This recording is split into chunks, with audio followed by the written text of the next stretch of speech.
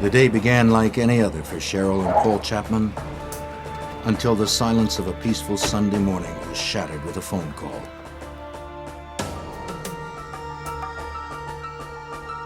Cheryl's sister Nancy had not shown up for work, and several attempts to reach her by phone were unsuccessful. The Chapmans, sensing something must be wrong, Nancy? rushed to her apartment.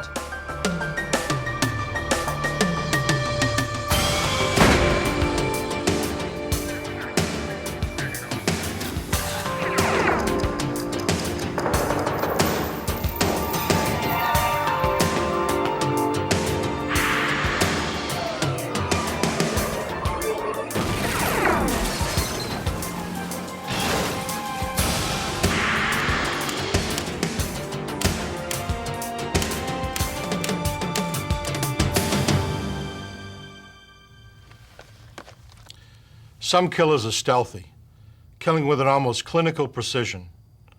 Others act on a violent impulse, saturating the crime scene with their rage. How a murderer behaves tells much about who he is. In 1987, the brutality of a triple homicide in Anchorage tested the mettle of even the most seasoned investigators. I'm Jim Kallstrom, former director of the FBI's New York office. When Nancy Newman and her two young daughters were found slain in their apartment, local law enforcement needed help. They called the FBI. At the crime scene, clues were everywhere, but seemed to lead nowhere. Agents knew that to crack this case, they need to somehow get inside the killer's mind.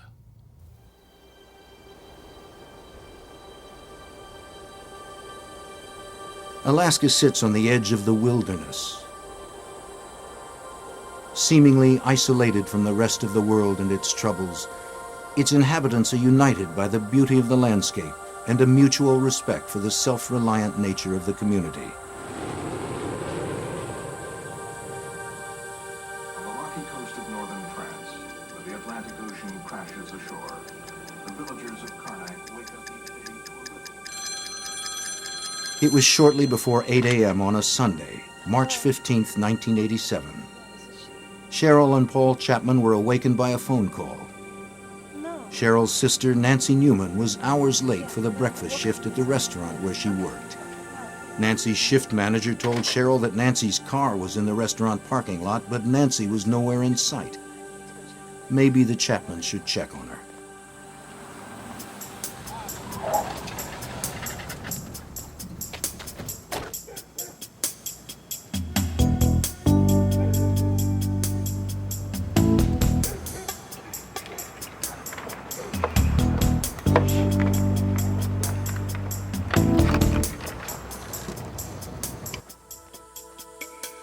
From the moment Paul and Cheryl arrived at Nancy's apartment, they sensed something was wrong.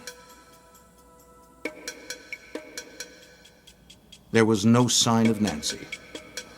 Her two daughters, 8-year-old Melissa and 3-year-old Angie, were nowhere in sight.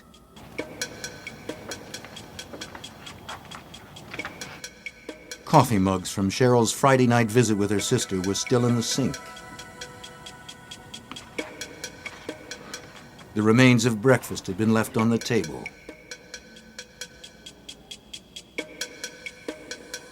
The tin where Nancy kept her tip money sat empty.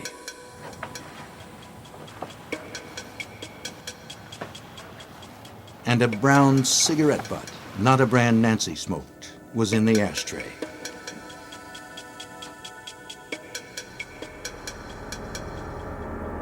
Nancy? Nancy? In Nancy's bedroom, Paul made a gruesome discovery. He found Nancy lying beaten and lifeless on her bed. Paul rushed to the other bedrooms to find Nancy's two girls. To his horror, he found Melissa and Angie brutally murdered.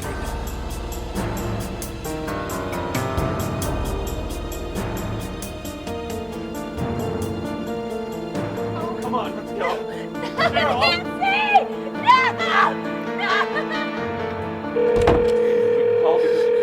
Emergency. Yes, rescue the police, please. What's the problem there? It's been homicide. Return a homicide? Our sister-in-law didn't show up from work.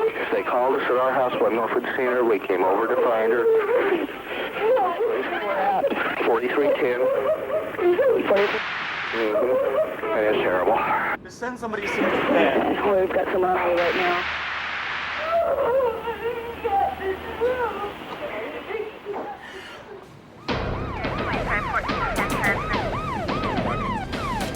Contact 2, what's your message? Within minutes, the first Anchorage police officers arrived at the Newmans' apartment. Not wanting to disturb the crime scene, the officers secured the area and tried to calm the distraught family until the crime scene processing unit arrived.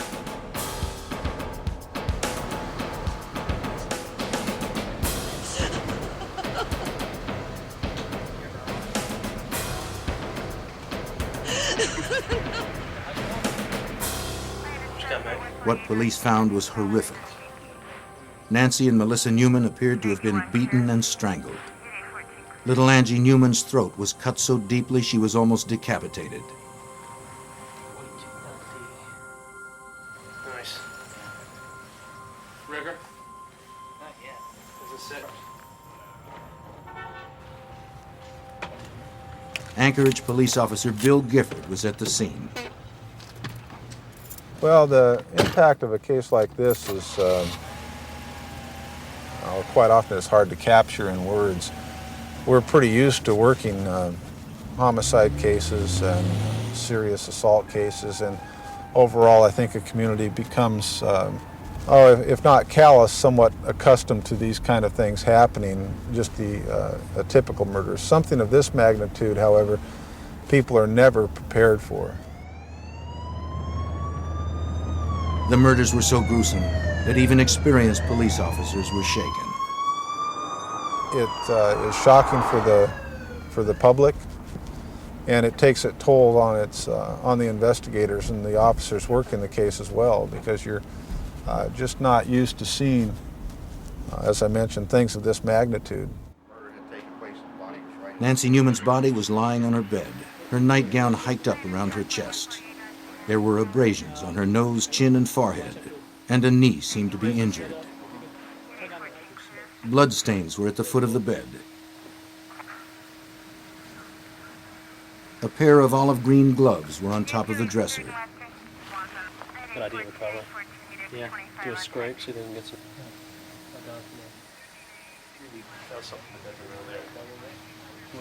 Down the hall, Melissa Newman was found on her back in the middle of her room.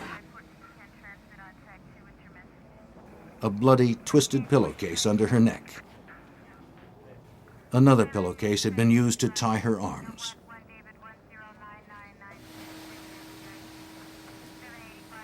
Three-year-old Angie Newman lay on her bedroom floor in a pool of blood, surrounded by her favorite books. Couple shots of the face. The bed where all the blood is. Everybody's ready? Here it is. Bloodstain pattern analysis often yields clues. The positions of the victims and killer. The movements of the victims. And the number of blows struck can be reconstructed by an experienced examiner. In this particular case, it assisted us in establishing a sequence of events. Stains found on Nancy Newman's bed suggested that she and Melissa had been forced down the hall to her mother's room, where they were assaulted. And stains on the hallway carpeting indicated that Melissa was then returned to her room and killed there.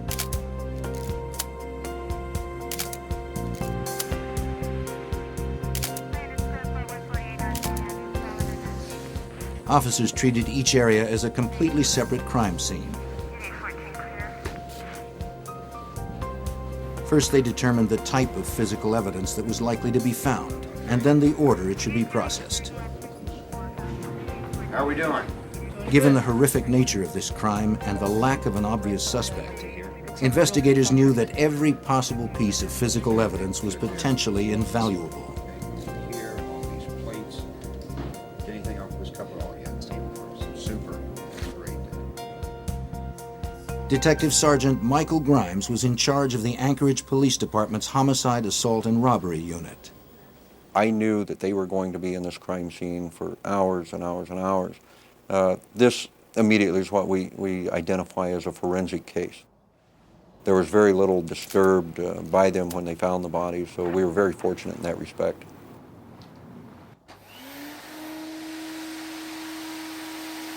Investigators frequently find evidence in common household dirt.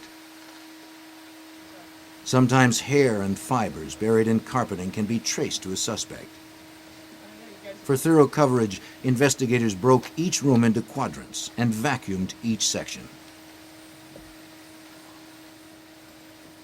To begin the painstaking task, investigators must first cordon off a 3-foot by 4-foot area of the room. The investigator uses an ordinary vacuum with a special filter attachment. As the debris is pulled off the floor, it travels down a short tube and then goes into a collection point. There it becomes trapped in clean filter paper. Once a quadrant of the room has been processed, the filter is removed and placed into an evidence container.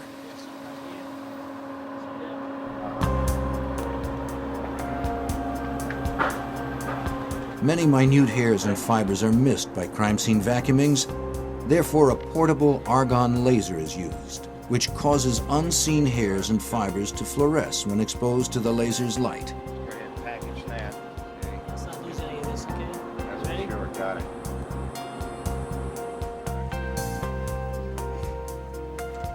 A technique called luminol processing was also used to look for traces of blood. If present, the luminol spray will cause the proteins in the blood to fluoresce, making them visible to examiners.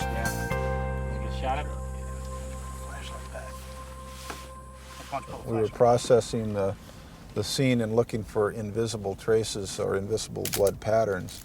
We found a luminescent impression that we were able to photograph. We also knew we had a knife missing out of the kitchen. We took one of those knives out of the knife set, and we found that matched in width and length to that of the luminol impression that we had. Go ahead and check the bathroom. The crime scene appearance suggested the murderer had taken the victims by surprise. Check his washcloth before we package it up, okay? Make sure there's nothing inside of it. It appeared that Newman's morning routine was suddenly interrupted, perhaps indicating that they knew the killer. Okay, excellent. Good job.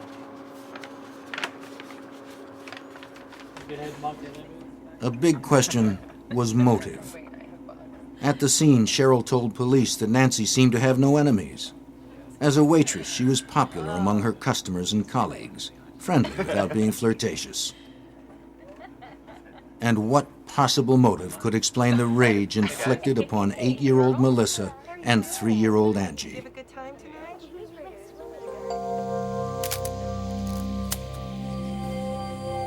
Burglary was unlikely. It was obvious to investigators that the apartment had not been ransacked or otherwise disturbed. Investigators struggled to find a solid lead.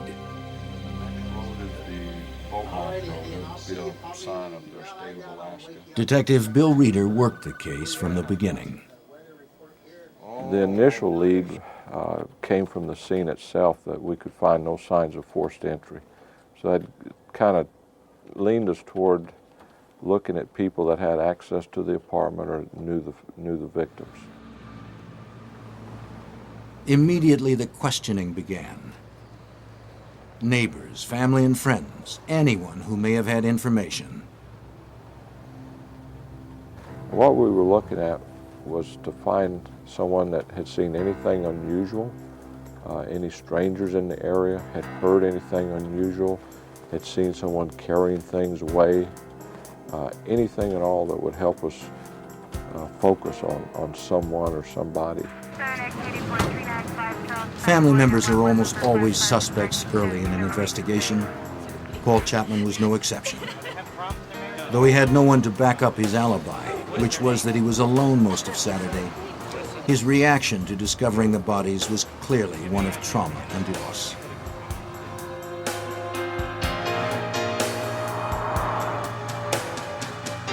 Investigators spoke with everyone close to the family and learned that Nancy Newman was happily married to John Newman, the father of their 2 girls. He was a suspect, spouses usually are. But John Newman was in California training to be a locksmith at the time of the murders. Another way to eliminate a suspect is to watch and continue to talk to him. John never gave us any indication other than he wanted this case solved. He was extremely distraught, gave all the signs that anybody would give under the circumstances. Because the Newmans lived in a multi-unit apartment complex, Detective Grimes knew that interviewing neighbors in the immediate area would be a daunting task. There was an apartment in a multi-unit apartment house, which was in a particular area of town that was surrounded by large multi-unit apartment houses, and we were looking at literally hundreds of dwellings in that area. The close-knit community of Anchorage was shocked by the brutality of the murders. Police investigators, having no experience with crimes this shocking, were asking the most frightening of all possible questions. Was a serial killer a possibility? Police felt pressured to work quickly. For what kind of person would do this kind of crime? Was there significance in the way the people were murdered that could give us some kind of leads as to who we were looking for, or at least what type of person? And so immediately, I'd say within the first day or so, we were getting some help from the FBI. Investigators quickly realized they needed help in determining the type of individual responsible for the murders. They turned to the FBI's Behavioral Science Unit at Quantico, Virginia. Special Agent Judd Ray received the call. As a profiler in the unit, Ray's job was to assist investigators in hunting down America's worst killers. To do that, Ray had to understand the workings of a killer's mind. We were looking at deeds and acts of individuals after it happened and trying to predict the kind of personality, if you will, a composite view of what kind of human being could have done it. Through detailed evaluations of crime scene photos and police reports, Ray provided investigators with a psychological portrait of the killer. This is a disorganized crime scene. I mean, you know, low self-esteem, all the kind of things that you would say about this kind of person. You know, that society has rejected him through the years, and now it's his time to reject society. Ray told the Anchorage detectives that they possibly faced a repeat performance. This particular incident alarmed him so much, particularly with 3 victims at one time, 2 being children, that his opinion also, he said that we need to get something working on this right away, because it appears that this person's out of control, and there's the potential that he's going to be doing it again in the very near future. From the autopsy reports, investigators learned that Nancy and 8-year-old Melissa Newman had been sexually assaulted. Based on this information and characteristics of the crime, Ray concluded that this violent offender would have a history of sexual assault. He would be a white male in his early to mid-20s, an underachiever. Following Ray's conclusions, investigators began to narrow the range of possible suspects. Among them was a young man who had recently moved in a few doors down from the Newmans. Police also questioned Kirby Anthony, the 23-year-old nephew of John Newman.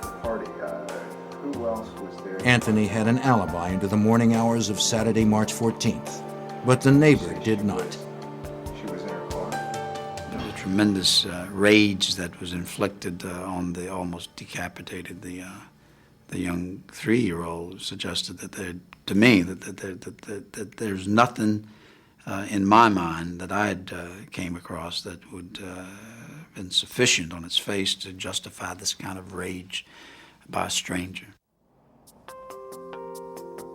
Ray's insistence that the killer was known to the victims led investigators to shift focus away from the man who lived nearby. Neighbors and friends of the Newmans confirmed the young man's claim that he had never met Nancy Newman or her children. Because I had talked about familiarity, somebody that's close to the family, somebody that knows her, that had some sort of relationship with her, perhaps even been rejected by her. They said, well, as a matter of fact, there's a nephew that comes to mind. As investigators continued questioning possible suspects, the volume of evidence that had been collected from the crime scene was taxing the limits of Alaska's state crime lab. Once again, Anchorage police turned to the FBI. The evidence was sent to the FBI's crime lab in Washington, D.C.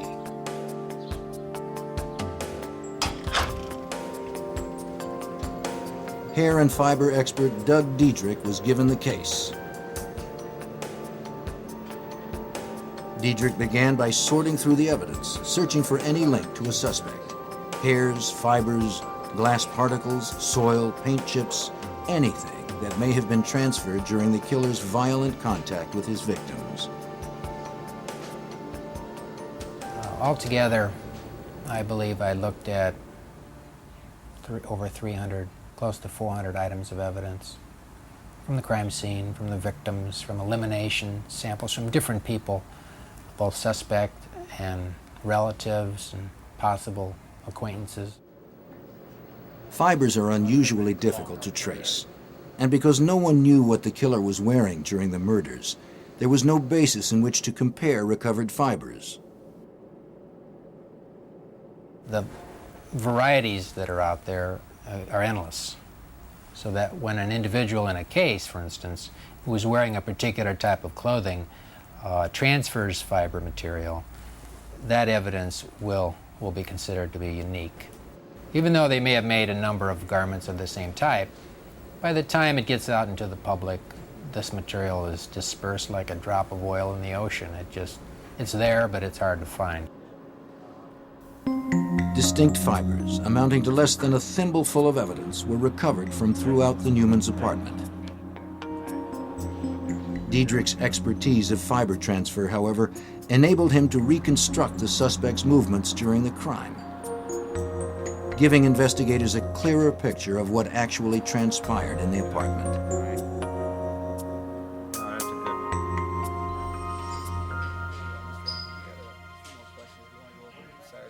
As Diedrich's analysis progressed, Anchorage police asked Kirby Anthony to come to the police department to give more detailed statements. They began to learn more of his story. And Rose? Anthony and his girlfriend had moved from Twin Falls, Idaho to Anchorage 18 months earlier. Both had stayed at the Newmans for a while, but were asked to leave about the time they found jobs on a fishing boat.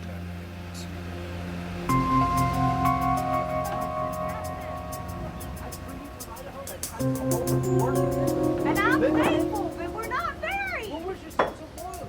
He and his girlfriend split up while working on the boat after Kirby accused her of having an affair with the skipper.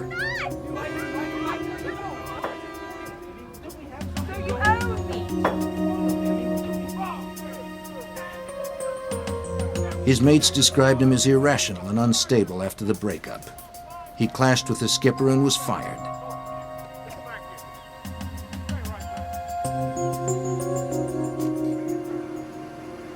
He returned to Anchorage alone on February 14, 1987.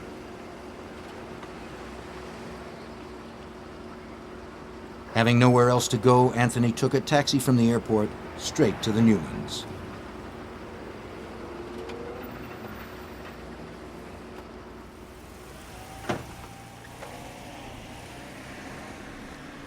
Through Cheryl Chapman's continued assistance, police learned that John Newman was upset over his nephew's return to the Newman household during his absence. At the same time, the situation was becoming increasingly uncomfortable for Nancy.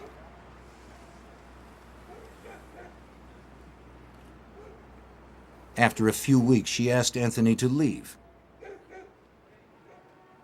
He moved in with an acquaintance, Dan Grant. As the investigation began to focus on Kirby Anthony, Sergeant Grimes recalled his first encounter with him. The day of the murders, Detective Grimes took on the task of notifying Anthony about the deaths.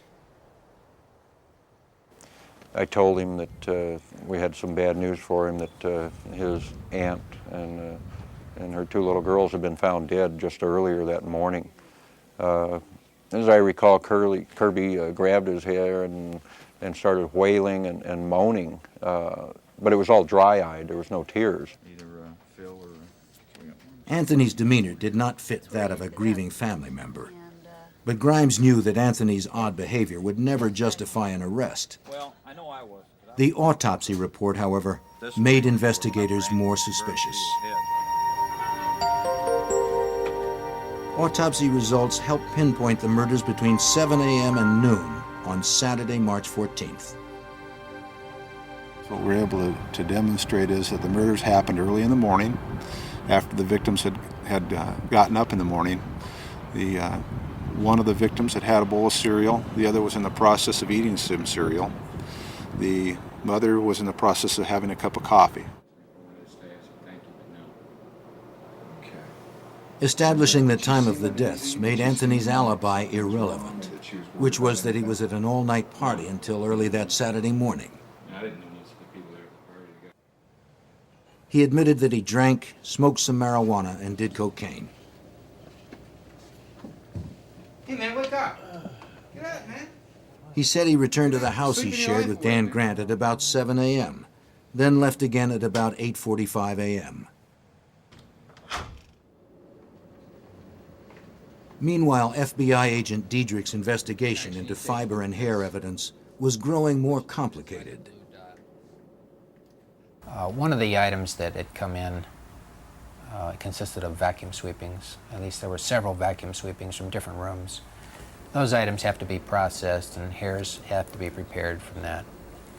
What was, I think, probably the most difficult aspect of this case for me was in trying to account for every hair that was found in that residence. And that's something that's not usually done, and seen as there are often too many hairs to deal with. But in this case, it was a monumental task to do that. Each hair displays its own peculiar characteristics under a microscope, making it possible to trace its likely origin. The fact that hairs will differ from person to person is very evident when you magnify these characteristics upwards of 250, 400 times. To examine the fibers and hairs collected at the scene, Diedrich used two high-powered comparison microscopes connected by an optical bridge, one for known material and the other for material yet to be identified.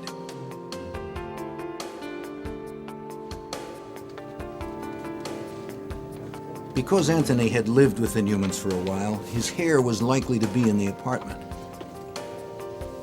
That meant it was important to establish whether the trace hairs were old or recent. So Diedrich went through the contents of the vacuum used in the Newman household.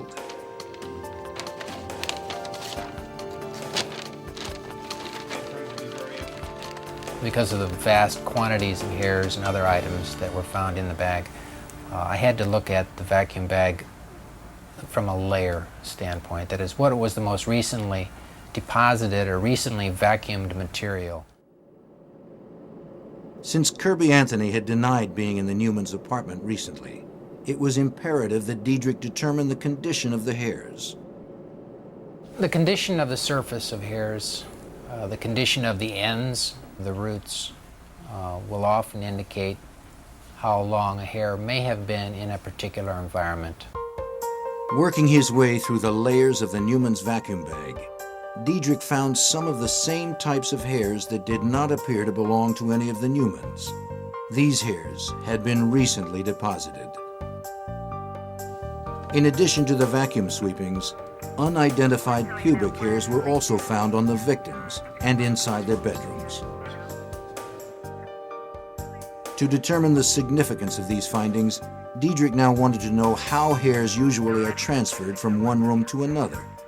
So he conducted his own experiment. It was a question as to how likely would it be to find somebody's hairs, say pubic hairs, in different areas of a home. So I designed a little experiment where I took a vacuum home, crime scene vacuum, to my house and vacuumed 4 bedrooms over a 2-week period, same time every day, just to see what types of hairs might be found. I was focusing mainly on pubic hairs. Diedrich preserved the material from every sweeping. He then compared the hairs from those sweepings with known hairs from himself. Diedrich was able to conclude that the hairs did migrate from room to room, mostly by sticking to socks or other clothing. The hairs deposited at the beginning of the experiment were deeper in the vacuum debris and therefore more damaged. The more recently deposited ones were not.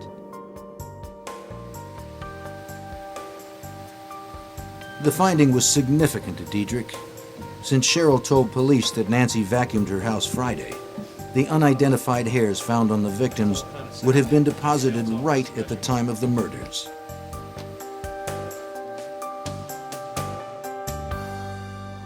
Under microscopic scrutiny, an important piece of evidence was revealed.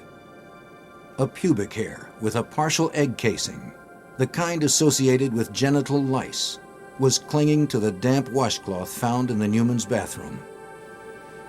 Diedrich told investigators of his findings and waited for a sample from a suspect in order to make a comparison.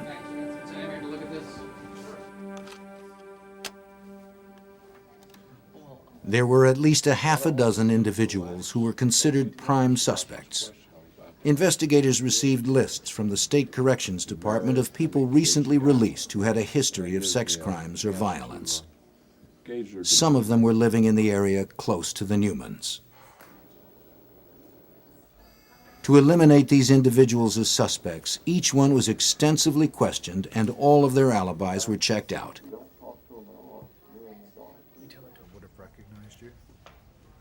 Police continued to question Anthony. He admitted nothing.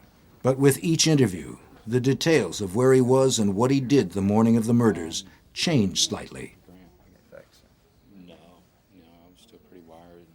That was kind of an indicator of what we were going to be dealing with Kirby from the get-go, was these little lies that weren't necessary but were thrown out to us.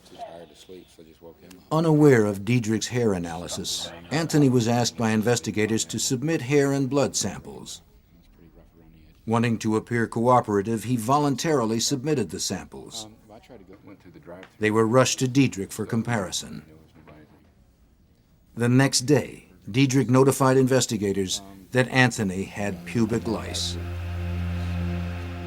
Well, that was probably the most significant breakthrough. At that point, we could start focusing on Kirby as the suspect. When confronted with the evidence of the hair and egg casing on the washcloth, Anthony admitted that he did have lice. He said he had showered at the Newmans a week before the murders so as not to spread the pubic lice at Dan Grant's house. For Judd Ray, the dirty washcloth left at the crime scene told much about the suspect. The killer had cleaned himself at the murder scene. Why take the risk? Why not go home? It was obvious to me that he had to go somewhere where he couldn't go there all bloody, which sort of got into this guy's not a loner living alone somewhere. Ray's behavioral profile also predicted the killer would have been associated with a previous sexual assault. This prediction prompted investigators to look deeper into Kirby's past. They learned that Kirby Anthony had been the central suspect in an Idaho case that remains open to this day. The victim, a 12-year-old girl, suffered brain damage in the attack and was unable to testify. He had just previous to coming to Alaska, been the focus of police attention down there. They had some type of outdoor picnic outing, and There was a 12-year-old that was found in the woods. She had been strangled, unconscious, near death, and she had been sexually assaulted. Their investigation pointed right at Kirby Anthony. Ray also predicted the killer would want to appear cooperative with police. They told us that the suspect would interject himself into the investigation. He would call to find out what the evidence was showing, and Kirby started doing that.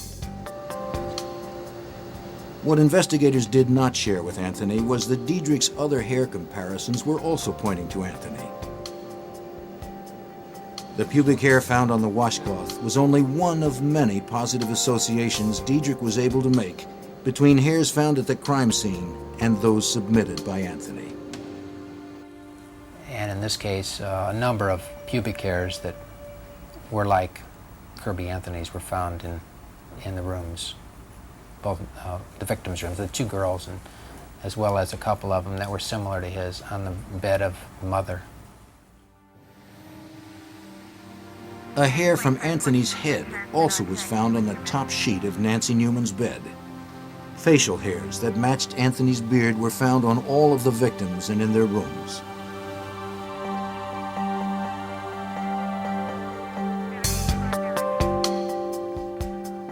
The vacuum sweepings from Melissa's room contained 9 of Anthony's pubic hairs.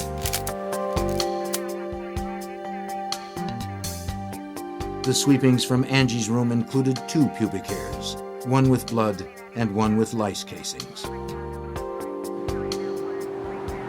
Investigators felt it was time to keep tabs on Anthony's movements. Through surveillance, investigators learned of Anthony's hangouts and discreetly followed him around town. They hoped that Anthony would reveal something to his friends that would further implicate him in the murders. If he did, the investigators would soon find out.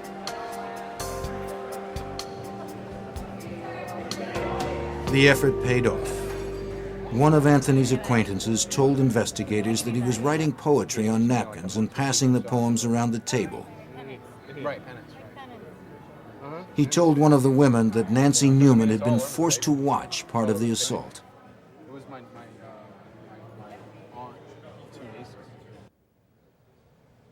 Investigators also learned that at one point after the murders, Anthony called his ex-girlfriend's mother in Idaho to tell her about the crime.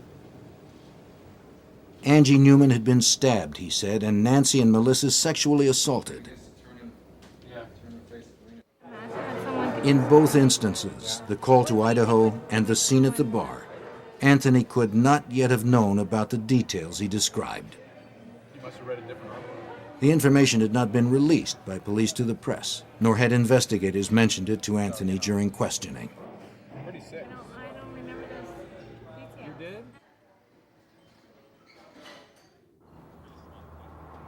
Since the surveillance was not a 24-hour-a-day tactic, they would often drive by his house to see if his vehicle was parked out front.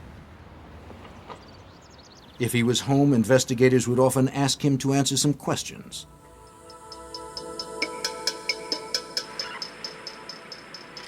The circumstantial evidence against Anthony was mounting.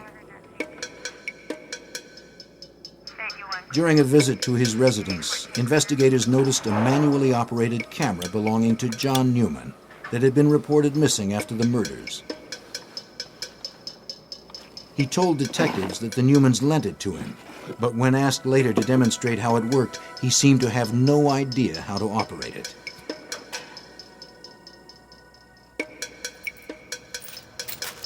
Another item missing from the Newman house seemed to be traceable to Anthony. The tip money missing from the cookie tin consisted only of coins. 3 of Anthony's friends told police they either saw him rolling coins into wrappers or saw him pay for items with wrapped coins. And then there were the prints. Anthony's palm print was found on the wall over the bed where Melissa Newman had been assaulted. Prints found on the empty cookie tin on the kitchen table matched Anthony's. His prints were also found on the living room closet door and the inside and outside of the apartment door. Another place we located one of Kirby's fingerprints was on the back side of the door to the mother's bedroom. And again, its position was significant in that it led us to believe that perhaps someone was trying to escape out of the room, and he already had some other trace evidence on his hand. He slammed the door shut, transferring not only his fingerprint, but some of the other trace evidence that was found in the scene. The evidence was overwhelming. Every suspect in the month-long investigation had ultimately been cleared, except Kirby Anthony. Appreciate that. When you got home, was there anyone there? For investigators, it was time to obtain an arrest warrant. When you got home? Judd Ray had previously cautioned investigators that the killer might try to flee if the pressure became too much. The increasing intensity of police questioning had made Anthony nervous.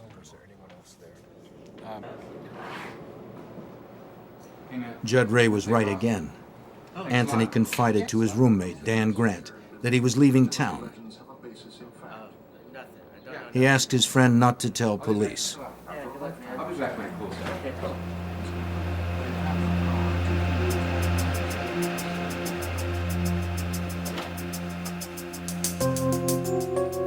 Grant was afraid to contact Anchorage police because of Anthony's notorious temper. Second precinct task. Nonetheless, he did finally call them 7 hours later. Okay. Anthony was heading to the Canadian border, an 8-hour drive away, and he had a 7-hour head start.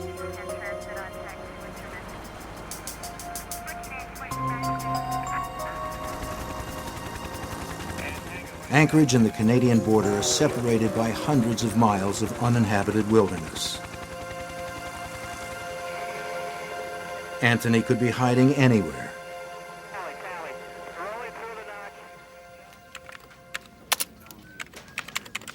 Anchorage police quickly contacted U.S. Customs at the Alaska-Canada border. They described Anthony and his vehicle and told the custom official that Anthony was a suspect in a triple homicide. They were hoping he was on his way.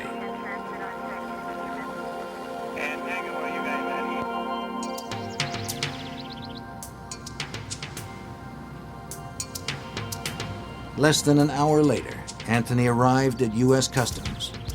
Having no idea that investigators had been tipped off, Anthony calmly pulled up to the customs gate. Step out of the car. Could you get out of the car, please? He was detained and questioned until Alaska State Troopers arrived. He was arrested for driving on a suspended license and returned to Anchorage. Thanks a lot for the hospitality there. As he was turned over to the Anchorage police, he was read his rights and charged. 3 counts first-degree murder, 2 counts sexual assault, and 1 count kidnapping. Under Alaska law, kidnapping can be charged if a victim is restrained during an assault. Melissa Newman had been tied up during the attack. He jumps up and screaming, "What is this kidnapping stuff?" Which struck us as odd because here he was charged with 3 counts of murder and 2 counts of sexual assault, and he's screaming about the kidnapping charge.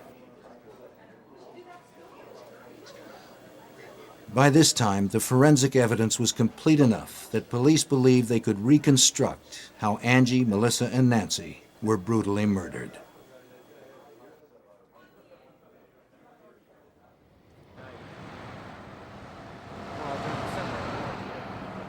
The last time Cheryl Chapman saw her sister alive was Friday, March 13th. Cheryl, Paul, and Nancy had each arrived separately at the restaurant where Nancy worked to meet for drinks. Cheryl's daughter, Kelly, had taken Nancy's girls swimming, so the adults had a night out. Paul Chapman had to leave the restaurant early to pick up his son, but planned to meet them later at Nancy's apartment.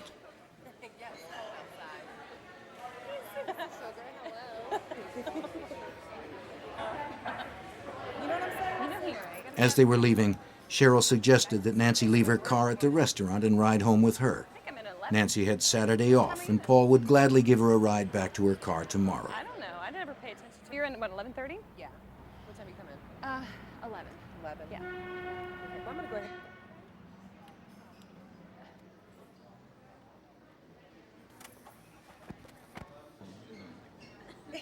Cheryl, Paul, and Nancy all ended up at the Newmans' apartment to wait for Kelly and the girls. They sat, laughing and talking, until about 9:45 when the girls came home. Kelly had treated them to hamburgers. At about 10 p.m., Cheryl and Paul were ready to leave. Cheryl helped Nancy clear the table and put the used coffee mugs in the sink.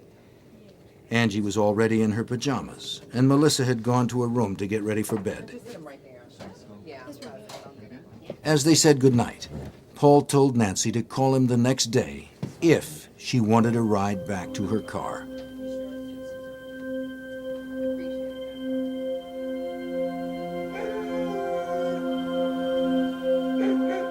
Sometime between 7 a.m. and noon on Saturday, March 14th, Kirby Anthony arrived at the Newmans' apartment. Kirby Anthony is the only person who knows what happened next. Perhaps Nancy refused to lend him money. Perhaps she refused a sexual advance. Perhaps she ordered him out of the apartment.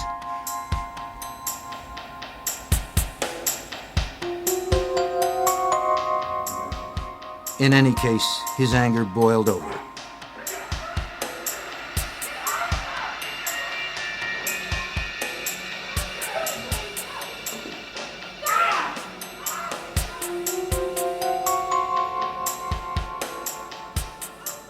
Evidence indicated that part of the assault on Melissa occurred in her mother's room. Both would have had to have been restrained, and their bodies did show signs of having been bound. We are able to show through serological findings that Melissa, the 8-year-old, had been assaulted in the mother's bedroom and that she had crossed the bed and was actively bleeding at the time. And then she is subdued somehow and held in a position in that room for a period of time.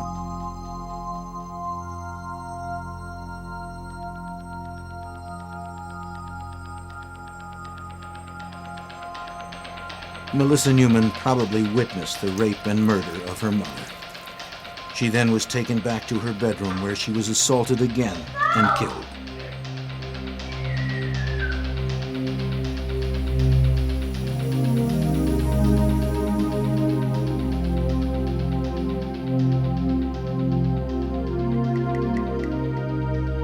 The knife used to kill little Angie was never recovered.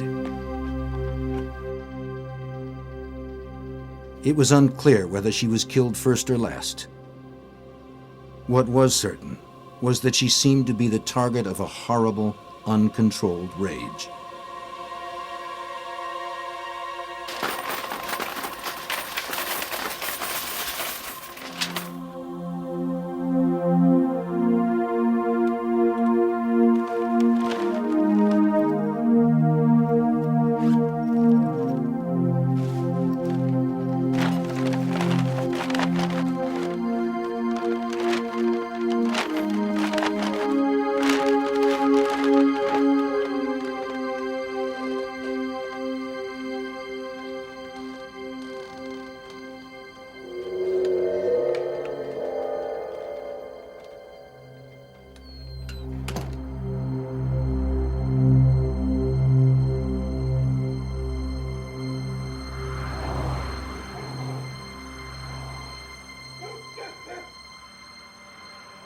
Nancy Newman did not call Paul Chapman the next day for a ride to her car, nor did she answer the phone when her sister tried to reach her repeatedly. Instead, she and her 2 daughters lay dead nearly a full day before their bodies were discovered.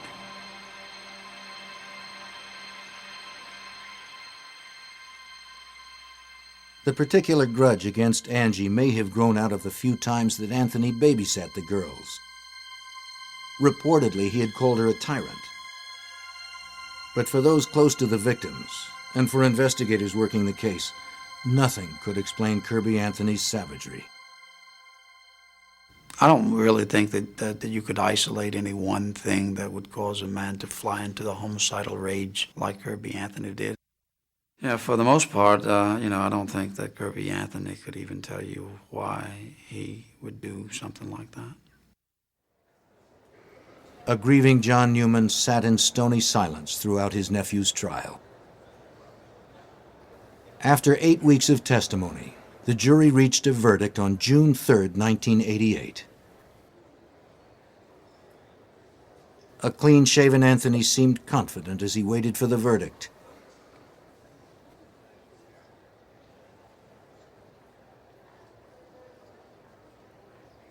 As each guilty verdict was read, Anthony's composure disintegrated until finally it shattered completely. He was sentenced to 357 years for his crimes.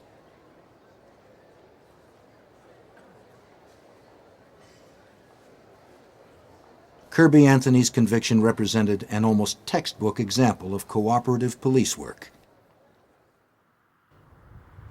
Anchorage police provided the FBI with evidence collected from a meticulously preserved crime scene. Doug Diedrich carefully analyzed the hairs and fibers and anticipated Kirby Anthony's excuses, conducting his own home experiment to refute them. Judd Ray helped police stay several steps ahead of Anthony's thoughts and actions. And for the first time, testimony of an FBI profiler was accepted in court. It was a good case to test the waters in terms of whether or not this was going to be accepted in our judicial system. And for that, the implications are probably far-reaching because it opened the door.